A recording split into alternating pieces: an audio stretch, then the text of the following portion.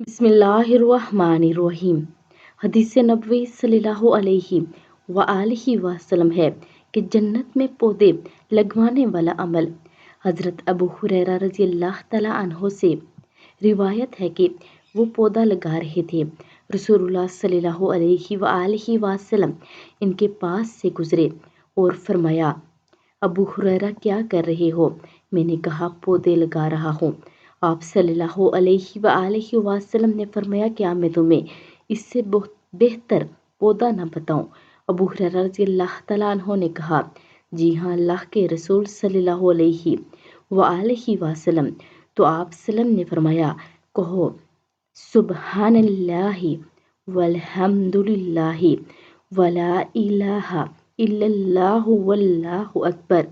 اس میں سے ہر کلمے کے عوض جنت میں تمہارے لیے ایک درخت لگا دیا جائے گا۔ اللہ رب العزت ہم سب کو حدیث مبارکہ پڑھ کر اس پر عمل کی توفیق عطا فرمائے، اور آپ سب بھی ویڈیو کو آگے لازمی شیئر کریں، یہ آپ سب کے لیے بھی صدقہ جاریہ ہے۔ اور زینب اسلامک ٹی وی کو لائک، شیئر اور سبسکرائب کر دیں۔ جزاک اللہ خیرہ۔